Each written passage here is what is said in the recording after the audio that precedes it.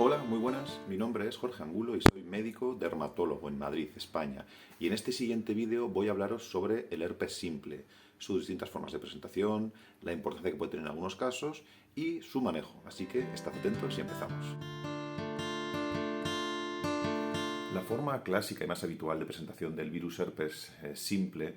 es en forma de la típica calentura, habitualmente en el labio, con distintos brotes recurrentes a lo largo de la vida según cada paciente, pero tiene otras muchas caras, otras muchas formas de presentación que está bien conocer y en muchos casos, en algunos casos, tratar ya sea por la intensidad de los síntomas o la frecuencia de los brotes, o porque, como en algunos casos concretos que podremos ver enseguida, puede tener su importancia reconocerlos y tratarlos de forma temprana para evitar complicaciones posteriores. El virus herpes simple, tanto el tipo 1 como el tipo 2, forman parte de la familia de los virus herpes, que son 8 distintos virus con sus peculiaridades, pero en este caso vamos a hablar sobre todo del herpes simple tipo 1. Y bueno, el tipo 2 es superponible a todo lo que vamos a decir, lo único que generalmente puede producir lesiones a nivel genital. Esto quizás haremos otro vídeo más adelante para que queden claros ciertos aspectos relacionados con el virus herpes simple tipo 2. El contagio del virus herpes simple se produce a través de saliva o secreciones. Y son virus que tienen la peculiaridad de tener dos fases habitualmente. Una fase de latencia y una fase de brotes. Una fase en la que el virus permanece estable o como dormido y otra fase en la que puede brotar y formar las lesiones del tipo que sean. Y de igual forma que pasa con otros virus de esta familia de herpes, por ejemplo el virus de la varicela zoster, que cuando tenemos una primoinfección se forma la varicela y luego podemos desarrollar un herpes zoster más adelante, con el virus del herpes simple pasa algo similar. Se suele producir una primoinfección, que ahora vamos a ver cómo es. El virus queda latente a nivel de ganglios sensitivos y con el tiempo puede haber brotes más o menos frecuentes que suelen ser un poco distintos a esa primera forma de infección. El contagio o la primoinfección del herpes simple tipo 1 suele ser en la infancia, pues en esa época en la que ya sea guarderías, colegios, pues los niños comparten muchas cosas, juguetes, todo pasa por la boca y pues hay mucho contacto con saliva y demás, entonces es bastante habitual que en esa época se dé la primoinfección, el contagio con el virus del herpes simple tipo 1. En muchos casos esta primoinfección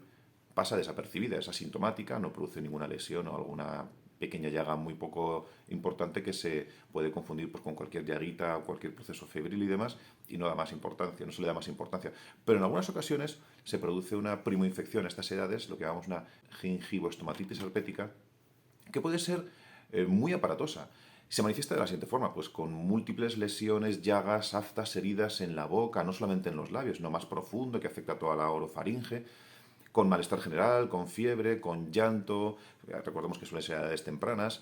y con un dolor importante que muchas veces incluso impide que el paciente, que el niño, en este caso, coma o beba. Y por lo tanto, en muchas ocasiones incluso suele requerir un ingreso hospitalario simplemente para una hidratación y nutrición del paciente porque puede estar unos cuantos días sin poder ingerir ni siquiera líquidos por el dolor que le producen las lesiones. En adultos es rara esta forma de primoinfección en forma de gingivoestomatitis herpética o por lo menos no tan florida, pero también puede darse en algunos casos. Realmente esta primoinfección, ya sea con tratamiento, que solemos hacerlo cuando hay casos más severos, o espontáneamente, cede y, como decíamos hace un momento, el virus queda latente a nivel de ganglios sensitivos a distintos niveles del organismo según donde haya sido esa primoinfección. Y lo característico es que este virus no va a desaparecer nunca, va a quedar siempre ahí.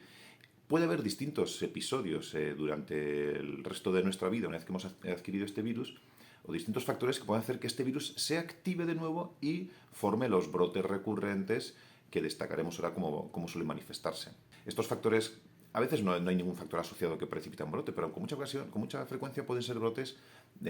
favorecidos por la exposición al sol, por estrés, por alguna intervención en la zona donde el virus,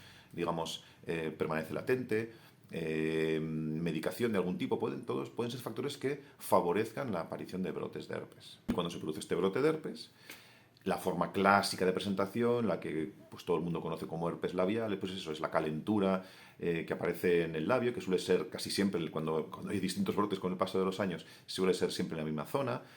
Y evoluciona de la siguiente forma. Inicialmente los pacientes que tienen herpes lo saben perfectamente, empiezan a notar como una especie de escozor, una molestia que ya intuyen que la lesión va a brotar los días previos, incluso antes de ver nada en la piel.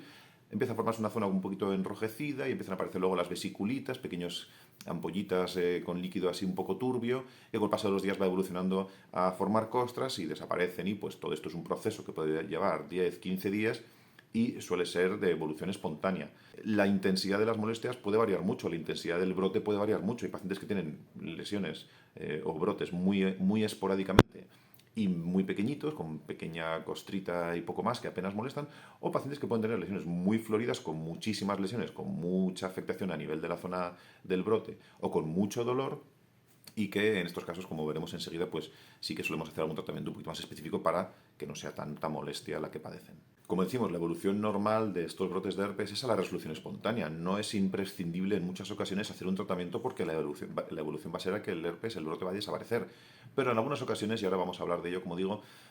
sí está indicado instaurar algún tratamiento, ya sea local o sistémico, para que controlemos antes este cuadro.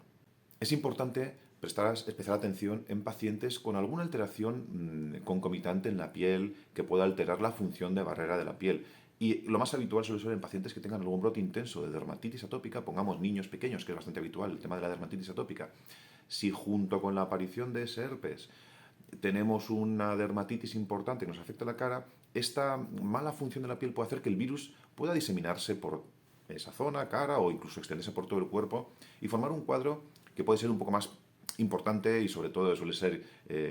imprescindible tratar de forma temprana para que evitemos complicaciones futuras en el paciente. El diagnóstico no suele ser complicado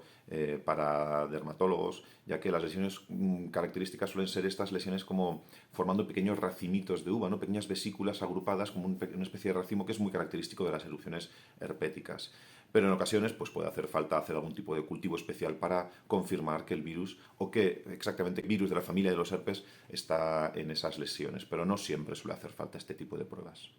Y por último, en cuanto al tratamiento, esto aquí va a variar mucho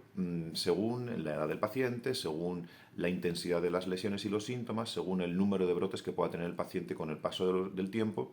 Nos va a indicar si hay que hacer algún tratamiento o no. Cuando los cuadros son muy esporádicos y muy leves, pues se puede desde no hacer nada, esperar a que vayan desapareciendo, o aplicar algún tratamiento tópico, tratamientos que suelen ayudar a secar antes las lesiones, a hacer que evolucionen antes de los estados de vesícula a pasar a la costra, para intentar que, bueno, pues que el brote sea menos intenso y menos duradero. En casos ya más floridos, con sintomatología intensa, con dolor, con escozor importante, con afectación importante del área de la, en este caso, como digo, de la boca, que suele ser la zona más habitual,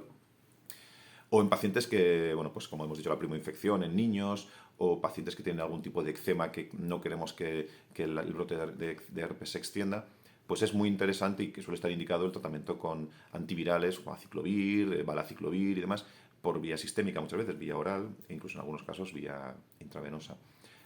para controlar cuanto antes ese cuadro y que no tenga complicaciones posteriores. Y hay un último caso en el que solemos intervenir también, y es cuando el paciente tiene un número de recurrencias tan elevado que le hace muy difícil el llevar una vida normal. Hay gente que puede tener un brote todos los meses. Si contamos con que la lesión dura 15 días en desaparecer, pues estamos 15 días con herpes y 15 días sin herpes, lo cual pues puede ser muy difícil de llevar. Por lo tanto, sí que también son pacientes en los que ponemos tratamientos de mantenimiento, oral generalmente, para que el número de recurrencias sea mucho menor o, en el mejor de los casos, pues ninguna. Bien, pues espero que os haya gustado este vídeo sobre el herpes simple y sus distintas formas de presentación, manejo y demás. Como os pido siempre, si os gusta este tipo de vídeos, dadle al me gusta y compartidlo con gente a la que le pueda interesar, porque me ayuda mucho la difusión del canal y eso hace que más gente descubra los vídeos que voy subiendo semanalmente. Cualquier duda que tengáis al respecto sobre este tema, dejad un comentario en la sección aquí abajo de comentarios para que pueda leerlos y responder, que respondo a todos. Si no estáis suscritos al canal, también os animo a que lo hagáis y que activéis la campanita de notificaciones para recibir los avisos de los nuevos vídeos que voy subiendo todas las semanas, como he comentado. Y nada más, me despido hasta el siguiente vídeo. Un saludo y hasta entonces.